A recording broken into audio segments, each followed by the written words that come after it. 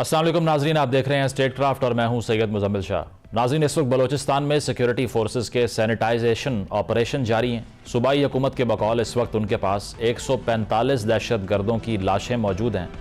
लेकिन गुज़श्ता 3 दिनों तक जो कुछ होता रहा, इसमें हमें कई मामलात पर कमज़ोरियाँ दिखाई दी। दहशत गर्दों का कोयटा के ज़रगून और सरेयाब रोड तक पहुँच जाना सब के लिए काफ़ी कंसर्निंग होना चाहिए। वज़ीर आला बलोचिस्तान सरफराज बुगटी ने मीडिया को जो ब्रीफ किया, इसमें उन्होंने क्लेम किया कि हमले की इंटेलिजेंस रिपोर्ट भी मौजूद थी और वो पहले से ऑपरेशन भी शुरू कर चुके थे। अब इस सारी सूरत हाल में कोई शक नहीं कि बलोचिस्तान में दहशतगर्द जिस तरह की कार्रवाइयाँ कर रहे हैं, इसमें इनको एक्सटर्नल सपोर्ट हासिल है। लेकिन हमें यह भी सोचना चाहिए कि हमारे यहाँ ऐसे इंटरनल फैक्टर्स तो नहीं जिनसे ये दहशतगर्द फ़ायदा उठा रहे हों। अब दहशतगर्दी के मामलात को जो सिर्फ सिक्योरिटी की नज़र से देखा जाता है, इसमें गुर्बत, गवर्नेंस और दीगर इशूज़ को भी नज़रअंदाज नहीं करना चाहिए। इसके अलावा बलोचिस्तान के मुकामी लोगों का सियासी नुक्ता नज़र इस्लामाबाद में बैठने वालों से क्यों मुख्तलिफ होता है, इस पर भी हुकूमत को काम करना चाहिए। प्रोग्राम में आगे चलें तो आज हमने वज़ीर आला खैबर पख्तूनख्वा सुहेल आफरीदी और वज़ीर आज़म शहबाज शरीफ के दरमियान इस्लामाबाद में एक अहम मुलाकात देखी। मुलाकात के बाद वज़ीर आला KP सुहेल आफरीदी ने मीडिया को जो ब्रीफ किया, उनके बकौल ये एक नॉन पॉलिटिकल मुलाकात थी जिसमें बानी PTI से मुतल्लिक किसी इशू को डिस्कस नहीं किया गया। उन्होंने बताया कि मुलाकात में सिर्फ NFC और दीगर मामलात पर बात हुई जो इनके ओहदे का तकाजा थी, और अगर वो सियासी वर्कर होते तो ये मुलाकात ना करते। बहरहाल इस मुलाकात को इसीलिए खुशाइन कहा जा सकता है कि यूँ मालूम होता है कि PTI ने अपने पॉलिटिकल गवर्नेंस के इशूज़ को अलहदा रख कर बात करना सीख लिया है, क्योंकि पिछले साल अक्टूबर में हम देख चुके हैं कि अफ़गान मुहाजिरीन के हवाले से एक हाई लेवल के इजलास का वज़ीर आला सुहेल आफरीदी ने बायकॉट किया था, जिसमें दीगर तमाम वज़राए आला मौजूद थे।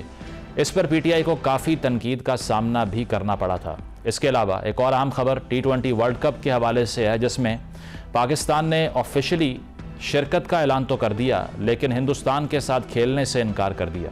इन तमाम मौज़ूआत को हम डिस्कस करेंगे। साबिक़ वफाकी वज़ीर फ़वाद चौधरी साहब ज्वाइन कर रहे हैं। शुक्रिया आपके वक्त का। फ़वाद साहब, before we go into routine politics, Balochistan के अंदर जो ओवर द वीकेंड हुआ, ऑफिशियल फिगर्स ये बताते हैं कि 175 प्लस टेररिस्ट जो हैं उनको न्यूट्रलाइज़ किया गया। बेशक हम ये कह सकते हैं कि अनप्रेसिडेंटेड अटैक्स थे, उसकी वजह है कि 12 लोकेशन पे BLA ने कोऑर्डिनेटेड अटैक्स किए, लेकिन जिस तरह से रिस्पॉन्ड किया गया उसके बावजूद आपको लगता है कि जो सिचुएशन है वो इतनी वॉलेटाइल हो चुकी है कि अब इसके सलूशन के लिए हमें नैरेटिव पर भी बात करनी है, साथ साथ ये कि बलूचिस्तान के जो हालात हैं उस पर एक नेशनल एजेंडा भी फॉर्म होना चाहिए। लेकिन आपको लगता है कि लोकल पॉलिटिक्स में या हमारे नेशनल डिस्कोर्स में इतना सीरियसली इसको टेकअप किया जा रहा है मीडिया डिस्कोर्स में? देखिए, अभी तक तो जो मुझे लग रहा है कि पॉलिसी ये है कि इसके ऊपर ज्यादा बात ना हो, जिसकी कोई मुझे बात समझ नहीं आई है। नैरेटिव के ऊपर कोई ज्यादा फोकस तो नहीं है। मिसाल के तौर के ऊपर मेरे ख्याल के अंदर तो इस वक्त सरफराज बुगटी साहब को अकेला तो नहीं होना चाहिए था ना। वहाँ सारे जो तीनों चीफ मिनिस्टर्स हैं, उनका काम था कि वो जाके सरफराज बुगटी के साथ वहां पे खड़े होते और बताते कि पूरा पाकिस्तान जो है उसका इसके ऊपर क्या पॉइंट रिव्यू है।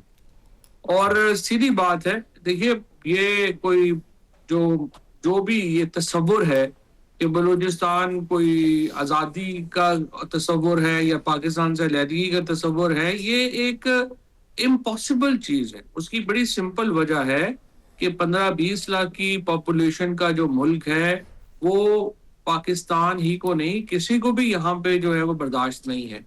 लिहाजा जो भी ये नैरेटिव सेल हो रहा है या जो भी ये नैरेटिव, वो अहमकाना नैरेटिव है।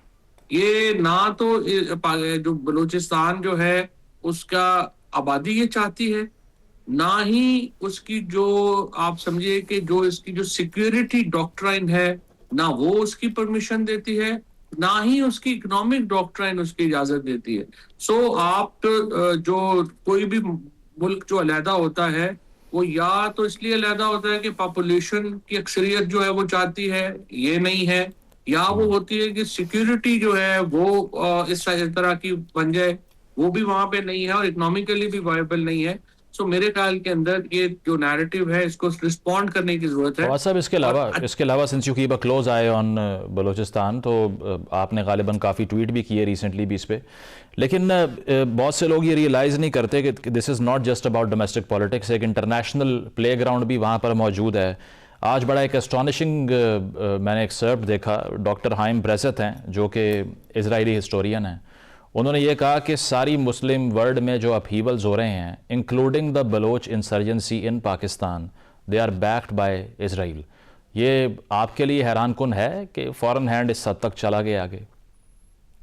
नहीं, देखिए फॉरेन हैंड तो यहाँ पे 100% है।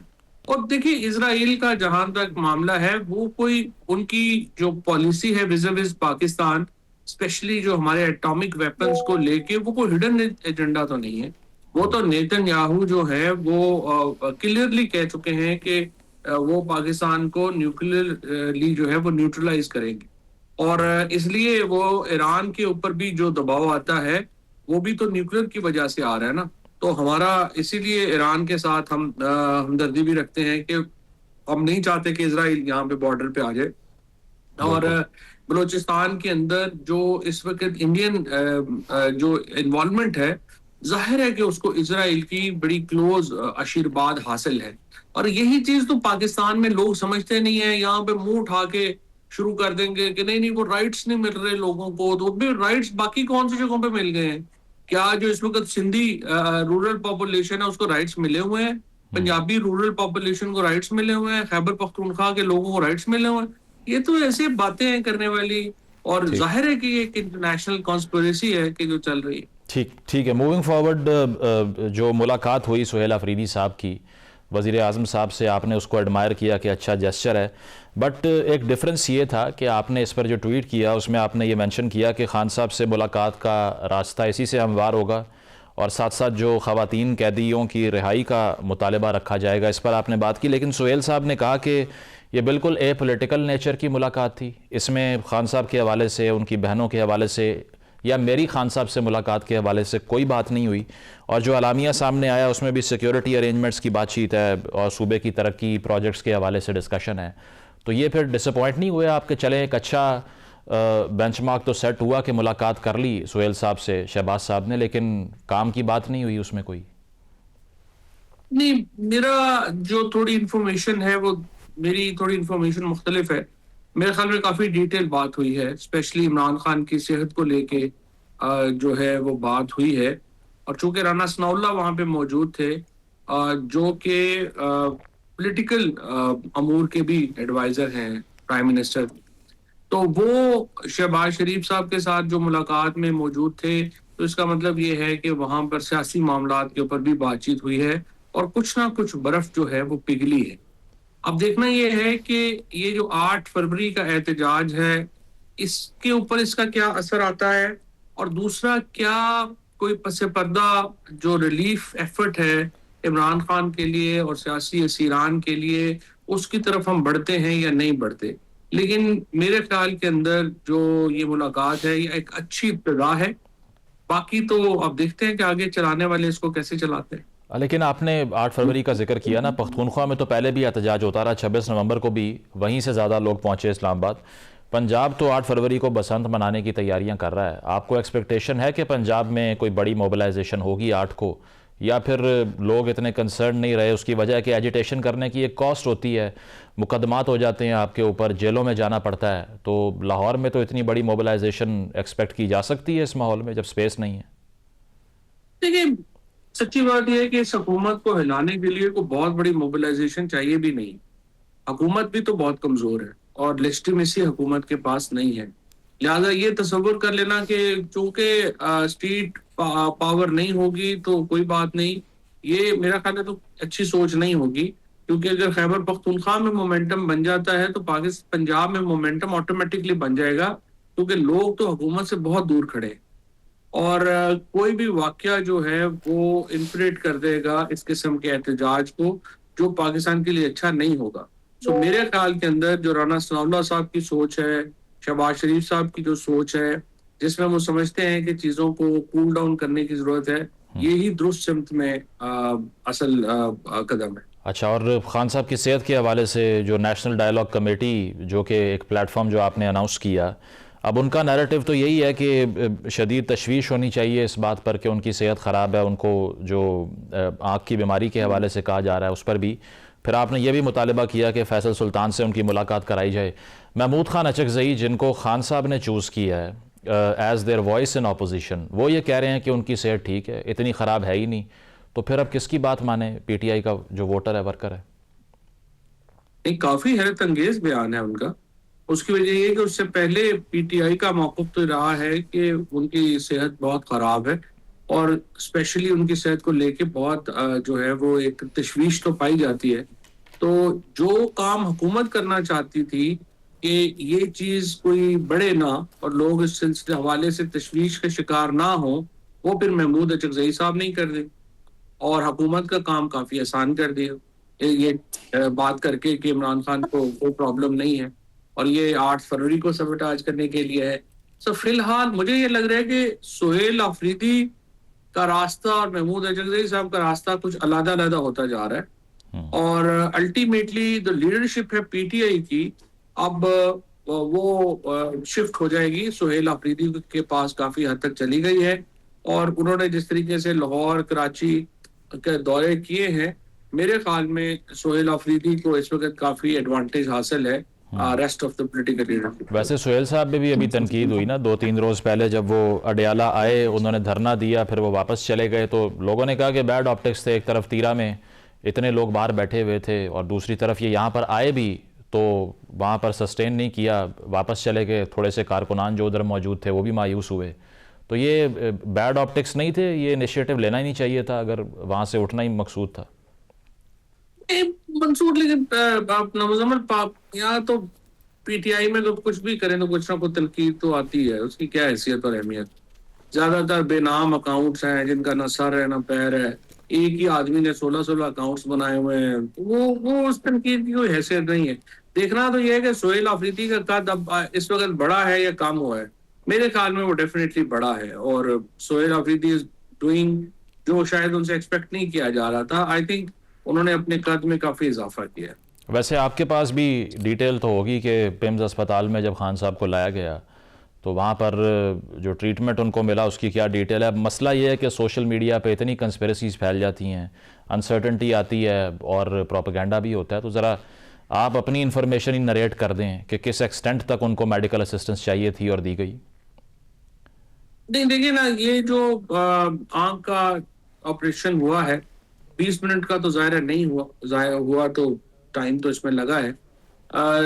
और ये आप ये दो बातें तो कह रहे हैं कि ब्लड प्रेशर हाई होने की वजह से होता है और दूसरी ये है कि उन्हें पिम्स लाया गया है जो कि खालिस्तान कोई आई हॉस्पिटल नहीं है। तो अगर उन्हें लाया जाना चाहिए था तो किसी आई हॉस्पिटल में लाते। अगर से जो जुरिस्डिक्शन है लॉ के मुताबिक वो जो कि इस्लामाबाद की कोर्ट से उन्हें सजा दी गई है तो वो पिम्स ही बनता है, लेकिन पिम्स से रेफरल करके उन्हें किसी स्पेशलाइज्ड हॉस्पिटल में जाना चाहिए था जहां पे के आई ट्रीटमेंट जो है जिसकी प्राइमरी जॉब हो।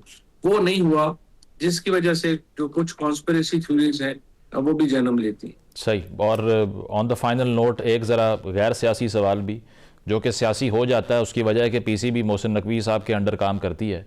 इंडिया से मैच खेलने को बॉयकॉट कर दिया नकवी साहब ने। इससे पहले ट्रॉफ़ी देने से भी उन्होंने इनकार किया था, फिर न्यूट्रल वेन्यू में मैच खेलना भी इंश्योर किया चैम्पियंस ट्रॉफ़ी में। तो एडमायर कर रहे हैं बहुत से लोग कि बड़ा क्लियर स्टांस लेते हैं वो। आप इस चीज़ की तारीफ़ करेंगे कि उन्होंने जो रेसिप्रोकेट किया है हिंदुस्तान को, उन्होंने हाथ नहीं मिलाया, हमने फिर मैच नहीं खेला? नहीं, ये बड़ा अच्छा किया है। बांग्लादेश के साथ जो हमने सॉलिडेरिटी दिखाई है ये बड़ा अच्छा किया है। देखिए, अब इंडिया के अंदर भी ओपिनियन जो है वो बदलना शुरू हो गई है। शशि थरूर जैसे जो लोग हैं, जो प्रोग्रेसिव लोग हैं और सेकुलर लोग हैं, उन्होंने भी जो है वो इसको तनकीद अब इंडियन BCCI के ऊपर की है कि आप क्रिकेट के ऊपर स्पोर्ट्स को नुकसान पहुंचा रहे हैं सियासत को लेके। तो देखिए ना, जब आप बिल्कुल ही लेट जाते हैं तो फिर वो लोग सर पे चढ़ जाते हैं। अब आपने चूंकि एक रिस्पॉन्ड किया है तो इंडिया के अंदर भी एक डिवीजन पैदा हुई है, वहां पे भी जो डिबेट है उसका रुख बदला है। तो आई थिंक जो अभी तक इक़दामात किए हैं PCB ने वो बिल्कुल दुरुस्त किए हैं और दुरुस्त बिल्कुल सही डायरेक्शन में आप कह रहे हैं कि PCB का जो इसमें स्टैंड है। बहुत शुक्रिया। फवाद चौधरी साहब हमारे साथ मौजूद थे। एक देते हैं ब्रेक के बाद वापस आएंगे। Stay with us.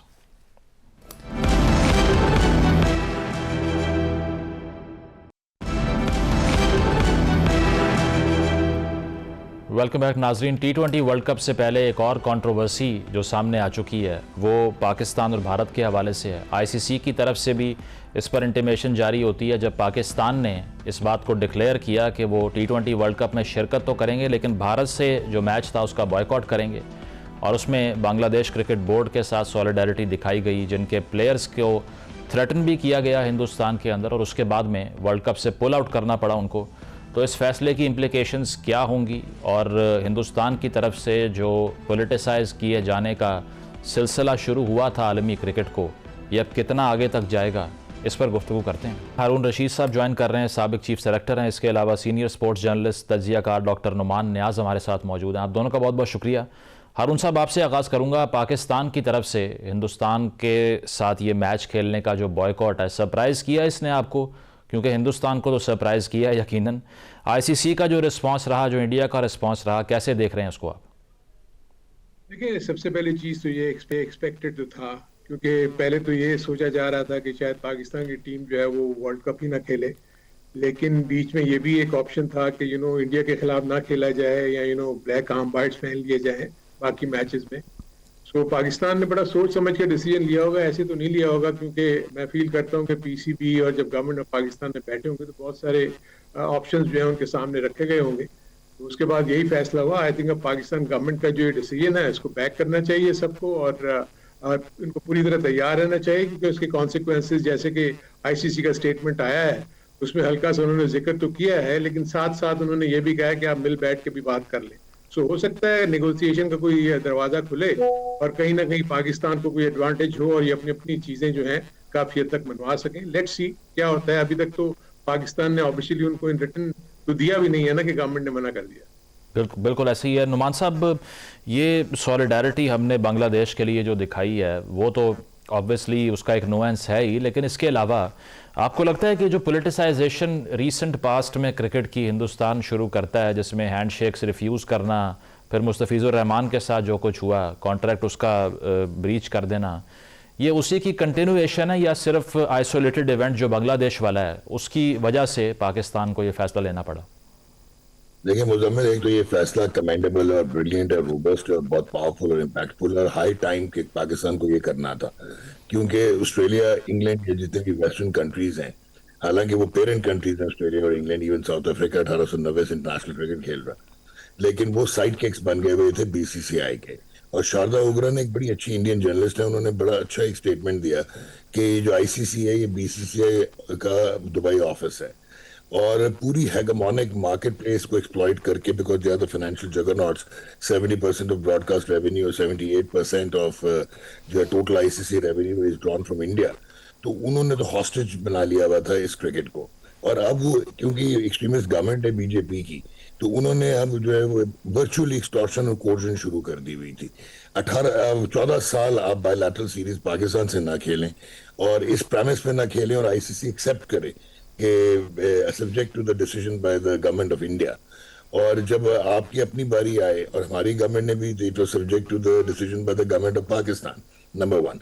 नंबर 2, इसकी जो हारून भाई ने इम्प्लीकेशंस की बात की, yes, do you really think कि जितने भी स्टेक होल्डर्स थे, जिसमें ऑब्वियसली आपके गवर्नमेंट ऑफ पाकिस्तान थी, पाकिस्तान क्रिकेट बोर्ड था और भी एस्टैब्लिशमेंट और सारे जो स्टेक होल्डर्स होते हैं, उन्होंने मद्देनजर बहुत सारी चीजें रखी। आइसोलेटेड नहीं, हम सोलिडारिटी हमने जो बांग्लादेश के अगेंस्ट दिखानी थी, हमने उनके लिए वोट भी कर दिया। आपके चेयरमैन ने आज से 10-12 दिन पहले प्रेस कॉन्फ्रेंस में कैटेगोरिकली कहा कि प्रिंसिपल स्टांस था वो बिल्कुल ठीक था और उनके साथ ज्यादती हुई है।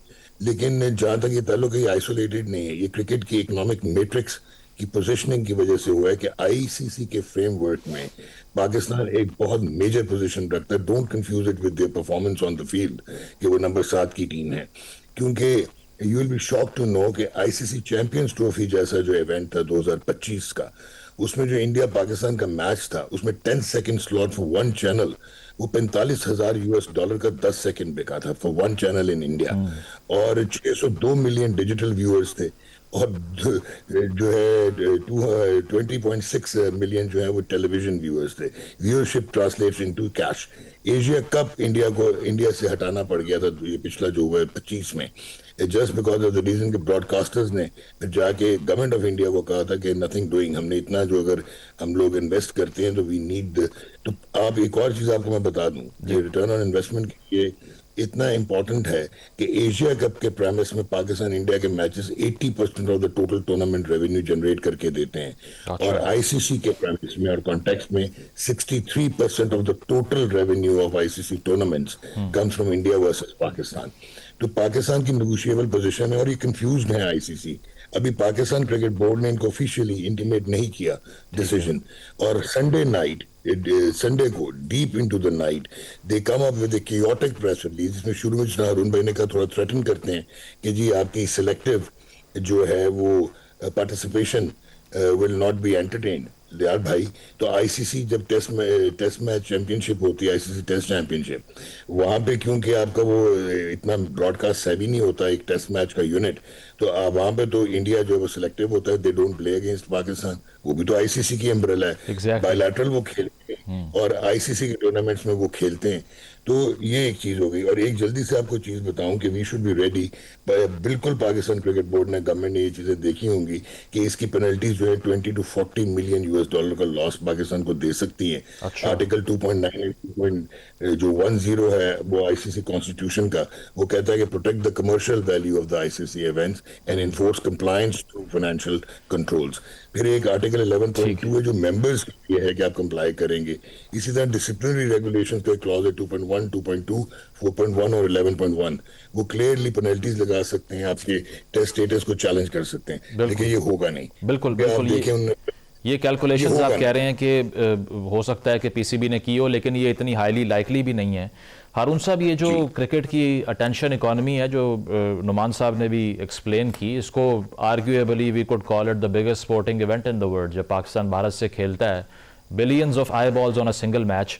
अब इसके ऊपर ये भी बताया जा रहा है कि $50 मिलियन तो यहीं पर चला गया ना ब्रॉडकास्टर्स का, आईसीसी का, जब पाकिस्तान ने इस मैच से विड्रॉ कर लिया। लेकिन इसके इम्प्लिकेशंस फिर पाकिस्तान के लिए मौशी तौर पर भी आ सकते हैं, क्योंकि पाकिस्तान का जो शेयर है, you can correct me if I am wrong, कहा जाता है कि $35 मिलियन का शेयर मिलना था पाकिस्तान को ये टूर्नामेंट खेलने से। तो इस पर भी कुछ कट्स आ सकते हैं आईसीसी की तरफ से बिकॉज ऑफ दिस डिसीजन। देखिए, अभी तक की जो सिचुएशन है, हिस्ट्री ये बताती है कि इससे पहले भी बहुत सारी कंट्रीज जो हैं वो रिफ्यूज कर चुकी हैं फॉर सिक्योरिटी रीजंस और सम अदर रीजंस। तो उनको तो उन्होंने सिर्फ पॉइंट्स अवार्ड किए और उनको किसी किस्म की कोई सैंक्शन नहीं लगाई। पाकिस्तान प्रॉब्ली इसी चीज के ऊपर लेकर चलेगा, क्योंकि गवर्नमेंट ने इनको कहा है कि जी आपने नहीं खेलना इंडिया के खिलाफ। तो गवर्नमेंट जब ये कह देती है कि जी आपने नहीं खेलना, तो आईसीसी बाय एंड लार्ज जो है कोई सैंक्शन नहीं लगाती। लेकिन ये आप ठीक कह रहे हैं, जैसे अभी नुमान ने बताया कि राउंड अबाउट जो भी रेवेन्यू ये जनरेट करते हैं ना, 40% तो सिर्फ पाकिस्तान इंडिया के मैचेस से ये लोग सिर्फ जनरेट करते हैं। दूसरी एक चीज जो समझने की है कि देखें, जो ब्रॉडकास्टिंग राइट्स हैं वो 2007 तक बिक चुके हुए हैं। सो आईसीसी के पास वो चंक तो आ गया हुआ है, जो भी पैसा उसको चाहिए। अब जो भी ये नुकसान होगा, प्रॉब्ली जो ब्रॉडकास्टर्स हैं वो ये जरूर कहेंगे कि जी आप हमें कॉम्पनसेट करें, बिकॉज पाकिस्तान इंडिया मैच नहीं खेला तो हमें नुकसान होगा। और ये भी ये सही कह रहे हैं कि जी बहुत ज्यादा हाई प्राइस पे एडवर्टाइजमेंट्स और ये सारी कुछ होती हैं, जैसी पाकिस्तान और इंडिया का मैच होता है। तो वो एकदम से 5 to 6 और लेकिन हारून साहब, अगर लेट्स अस्यूम के ब्रॉडकास्टर्स जो हैं वो आईसीसी को सू कर दें कि कॉन्ट्रैक्चुअल वायलेशन कर दी आपने, हमारा रेवेन्यू हमारे तक नहीं आया, तो उसके रिटर्न में फिर आईसीसी भी मोटिवेट हो जाएगा पाकिस्तान के पैसे जो है ना वो डिडक्ट करने में। देखिए इससे पहले भी कॉम्पनसेट तो किया है आईसीसी ने। देखिए एक्चुअली इसमें क्लॉज जो इतनी बड़ी ह्यूज ये प्राइस देके जो उठाते हैं, उसमें ये गारंटीड होता है कि जो आईसीसी की इवेंट्स हैं उसमें पाकिस्तान और इंडिया के मैचेस होंगे। एक वक्त में तो पाकिस्तान और इंडिया एक ऐसा भी चंक आया था जिसमें दोनों टीमें आपस में खेली नहीं थी, और उसके बाद वो दोनों आगे अगले उसमें नेक्स्ट राउंड में भी नहीं जा सकी। तो उनको बहुत ह्यूज नुकसान हुआ था। उसके बाद से इन्होंने कोशिश यही की है कि हर वक्त जब भी पाकिस्तान और इंडिया को जब भी आईसीसी का इवेंट हो तो उनको एक ही पूल में रखा जाए। कभी वो 2 मैचेस, कभी वो 3 मैचेस का वो चंक जो रखते हैं वो इसीलिए कि ब्रॉडकास्टर्स को उसमें विन फॉर प्रॉफिट्स हो। सो मेरे अपने नजदीक ये बड़ी ट्रिकी सिचुएशन है। पाकिस्तान को इन $35 मिलियन के अलावा जो नुकसान हो सकता है उसमें सैंक्शंस ये लग सकती हैं कि आपके चैंपियनशिप पॉइंट्स जो आप अगर टेस्ट मैचेस खेलते हैं वो फोरफिट हो सकते हैं, आपकी बायलैटरल सीरीज इफेक्ट हो सकती हैं, आपका जो पीएसएल में जो प्लेयर्स का आना है उसको उनको एनओसी ग्रांट नहीं करेगी वेरियस नहीं। और अगर हारून साहब is this also on the cards के फ्यूचर के जो होस्टिंग राइट्स हैं पाकिस्तान के उस पर भी कोई इफेक्ट आ जाए? बिल्कुल एग्जैक्टली देखें ना, अगर आपने आईसीसी अगर इसको इस तरह लेके चलता है जैसे कि अभी उसने हल्का से जो हिंट दिया है, लेकिन आई थिंक इतना आसान नहीं होगा आईसीसी के लिए, क्योंकि पाकिस्तान एक बहुत ही इंपॉर्टेंट स्टेक होल्डर है और ये सब लोग जानते हैं। देखिए मजबूरी सिर्फ ये है कि देखें 39% तो सारा इंडिया ले जाता है ना आईसीसी का जो भी रेवेन्यू का शेयर होता है। पाकिस्तान, ऑस्ट्रेलिया और जो इंग्लैंड है ये अंडर 10 यानी कोई 7 लेके जा रहा है, कोई 6 लेके जा रहा है, कोई 5% ऑफ द टोटल रेवेन्यू लेके जा रहा है। वो 5% जो पाकिस्तान को मिलता है वो राउंड अबाउट $35 मिलियन के करीब है। इसके अलावा और दूसरी बहुत सारी चीजें हैं। तो आई थिंक ये बहुत सोच समझ के ही ये चीज होगी, लेकिन पाकिस्तान को स्टिक करना पड़ेगा। बिल्कुल कैलकुलेटेड रिस्क कह सकते हैं इसको। नुमान साहब मैं आपसे आप बिल्कुल इस पे कमेंट कर लीजिए, बट इस पे एक दो सवालात भी साथ ले लें। एक तो ये कि सुनील गवास्कर का एक कमेंट मैं देख रहा था, he said that Pakistan might reverse this decision under extreme pressure. आपको लगता है कि ये इस पर बिल्कुल परसिस्ट करेंगे या शायद कोई ना कोई नरमी आ सकती है आईसीसी से नेगोशिएशन के बाद? मुजम्मिल बात सुने। नंबर 1 आपके ख्याल में कि ये हुकूमत का जो फैसला आया है इसमें कौन कौन स्टेक होल्डर शामिल होगा? Do you think they are going to get back? जहां पे आपके interior minister who happens to be your chairman of the Pakistan cricket board openly कह रहे हैं कि बलूचिस्तान में टेररिस्ट अटैक्स है, उनके पीछे इंडिया है। ठीक हो गया। और उन्होंने ये भी कहा कि हमारे पास एविडेंस है। तो ये इतना आसान नहीं है। और जैसे हारून भाई से मैं टोटली अग्री कर रहा हूँ, इसमें एक और चीज ज़हन नशीं कर लें कि ये नेगोशिएटिंग टेबल पे आएंगे, वरना आईसीसी का इकोनॉमिक फ्रेमवर्क टिल 2027 उसका शराजा बिखर जाएगा। आपको मैं एक एग्जांपल देता हूँ। When I was heading Pakistan television sports, तो हम लोगों ने ये राइट्स जब लेने थे इंटरनेशनल बायलैटरल सीरीज के, तो विद इंडिया एंड पाकिस्तान वो $148 मिलियन के थे। और सब्जेक्ट टू था कि अगर इंडिया पाकिस्तान की सीरीज नहीं होगी तो वो सिर्फ $12 मिलियन के थे। ठीक है। और आपको और इंटरेस्टिंग चीज बताता हूँ कि पाकिस्तान का और इंडिया का जो रेवेन्यू का शेयर है, और ये इवन जो 10 सेकंड का स्लॉट है, हालांकि इंडिया बहुत बिकता है, बिगेस्ट ब्रांड है क्रिकेट में, नो डाउट। 70% उन्हीं के स्पॉन्सर्स हैं जो कि मटीरियलाइज करते हैं सारी स्पॉन्सरशिप को। पाकिस्तान इंडिया का मैच का अगर जाता है $45,000 का, तो India Australia, India England, India South Africa का जाता है $25,000 का 10 सेकंड्स। तो यू कैन वेल इमेजिन कि ये इकोनॉमिक बैलेंस ही क्रिएट नहीं होगा। एंड आई एम 100% श्योर जो देखें, अगर उन्हें थ्रेटन करना होता ना, वो इनडायरेक्टली तो करवा रहे हैं, बोर्ड मीटिंग कर देंगे, हम ये कर देंगे, लेकिन at the end of the day वो अपनी प्रेस रिलीज में ये ना लिखते कि म्यूचुअली एग्रीड कंसेंसस के साथ भी सोच लो और इकोसिस्टम को बचाओ। उस वक्त इकोसिस्टम के दफा जब इंडिया जो है वो एब्रेड करता रहे ये सारी चीजें। अच्छा, एक हारून भाई ने बात की कि एनओसी ना देना और ये जो अपना बायलैटरल सीरीज को रोक देना, ये आईसीसी का मैंडेट नहीं है, क्योंकि ये फीफा नहीं है, गवर्निंग बॉडी नहीं है, लेजिस्लेटिव बॉडी है। ये मैंडेट इंडिविजुअल गवर्निंग बोर्ड्स का है। और अगर आईसीसी या बीसीसीआई उन बोर्ड्स को कोर्जन के तहत करने की कोशिश करेगा, तो this is for what we are now standing today in front of BCCI. ठीक, प्रोग्राम में एक ब्रेक शामिल करते हैं, ब्रेक के बाद वापस आएंगे। Stay with us.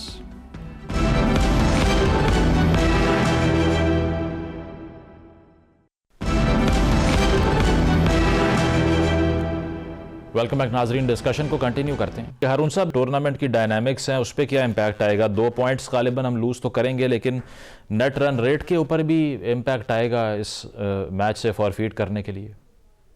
जी बिल्कुल ऐसे ही है। आईसीसी की प्लेइंग कंडीशंस में तो जब आप फॉरफीट करेंगे तो एक तो आपके पॉइंट्स गए, दूसरा आपका नेट रन रेट जो है वो नेगेटिव चले जाएगा, आपके 20 ओवर्स कंज्यूम हो जाएंगे।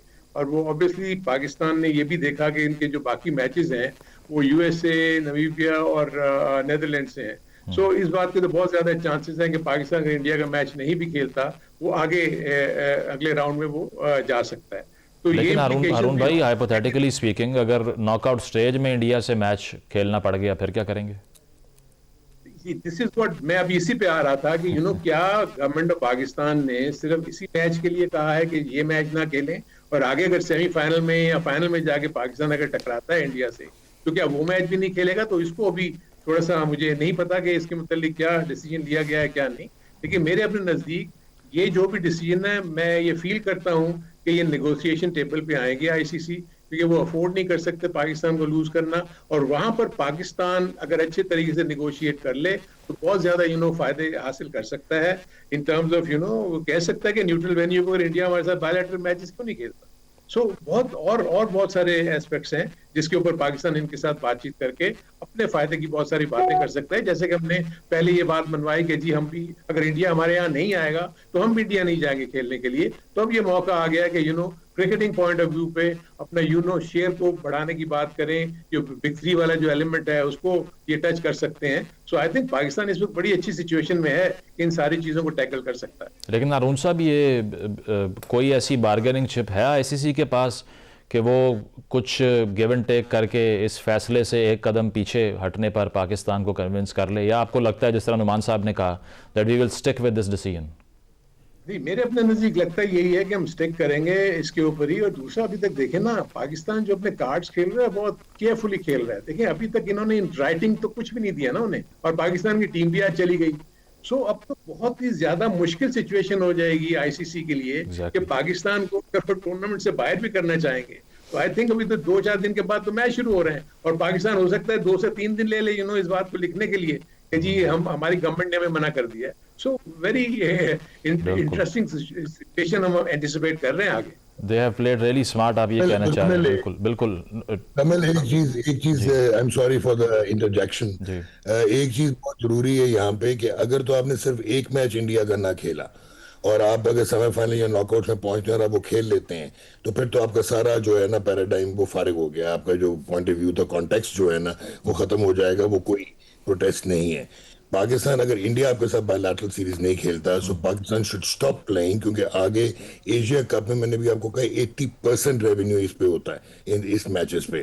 तो अगर पाकिस्तान इसकी ये करेगा और नहीं खेलेगा तो नेगोशिएटिंग टेबल पे होगा। और एक और चीज ध्यान में रख लें कि 2027 तक आपको इंडेमनिटी मिली थी कि आप इंडिया ना जाएं, इंडिया पाकिस्तान नहीं आएगा। अगर आप इस किस्म का कदम ना उठाते तो वो वेवर ऑफ करके और आपको कहते कि अब इंडिया जाके खेलो नेक्स्ट टूर्नामेंट, तो we would you have been standing. And secondly, ये फाइनेंशियल जो आप बात कर रहे थे, ये ग्रांट की जो एनुअल ग्रांट है $38 मिलियन गालिबन पाकिस्तान को मिलता है, वो 2027 में दे आर ऑल सेट के वो मॉडल लेके आ रहे हैं जिसपे वो रैंकिंग बेस कर देंगे और आपकी कटौतियां करेंगे। अच्छा। तो ये जो हरून भाई ने, I totally agree कि this is the time कि आप नेगोशिएट करें और बेस्ट पॉसिबल करें। और आई टेल यू, मैं आपको चलें यही कह देता हूँ कि आप पॉपकॉर्न लेके बैठ जाएं और टेलीविजन देखें और एंटरटेन हो, क्योंकि ये नेगोशिएट भी करेंगे।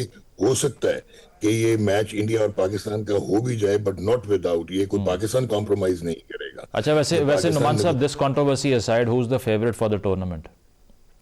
To be very honest, it is India.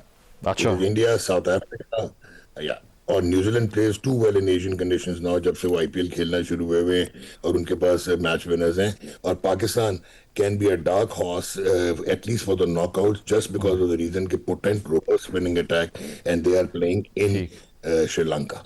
ठीक है। हारून साहब, आप भी इसको जरा क्लैरिफाई कर दें। ये रिसेंटली जो 3-0 का स्वीप किया ऑस्ट्रेलिया को, उसके बाद do you think Pakistan have better chances? एक आप फर्क इसमें जरूर अपने ज़हन में रखिएगा कि जो आईसीसी के इवेंट्स होते हैं ना, वो होम सीरीज की तरह नहीं होते। जैसे हमने अपनी होम सीरीज में T20 की पिचेस भी जो है वो हमने स्पिनिंग ओरिएंटेड बनाई, 2 बाउंस पिचेस थी, तो इस पे तो हमने उनको 3-0 बीट कर दिया। लेकिन जब आईसीसी का इवेंट होता है तो आईसीसी टेक ओवर कर लेता है तमाम वेन्यूज को, और वहाँ आईसीसी के ही क्यूरेटर्स जो है ना वो पिचेस बनाते हैं। लेकिन जैसे अभी नवान ने कहा ना कि जो श्रीलंका की पिचेस है ना, पाकिस्तान ने ये स्क्वाड जो है ना बड़ा सोच समझ के चुना है सिलेक्टर्स ने, क्योंकि पाकिस्तान के मैचेस हैं एसएससी में और प्रेमदासा में, जहां पर पार स्कोर जो है ना 160 के करीब है। तो पाकिस्तान ने स्पिनिंग अटैक इसलिए रखा हुआ है कि वहाँ स्पिनर्स को हेल्प करते हैं। और ऑफ लेट मैं देख रहा हूँ कि पाकिस्तान के स्पिनर्स बड़ी अच्छी फॉर्म में है। नवाज बहुत अच्छी बॉलिंग कर रहा है, उसके बाद ये अबरार बहुत अच्छी बॉलिंग कर रहा है, शादाब की वापसी बड़ी अच्छी हुई है। तो पाकिस्तान को मैं देख रहा हूँ ऑलराउंडर्स के ऊपर बहुत ज्यादा इंहिसार कर रहा है। तो 7, 8, 9 के पास अच्छे बैटर्स भी हैं। तो ये अपने ज़हन में रखेंगे कि 160, 180 के करीब अगर रन करें और उसके सही। बाद ये इनके ऊपर अटैक कर सकते हैं। तो मैं तो पाकिस्तान को देख रहा हूँ कि सेमीफाइनल में जाते हुए। अच्छा, चले, मोमेंटम जो चाहिए था पाकिस्तान को वो अटेन कर लिया। बहुत शुक्रिया नुमान नियाज़ साहब, हारून रशीद साहब हम मौजूद थे। ब्रेक लेते हैं, ब्रेक के बाद वापस आएंगे। Stay with us.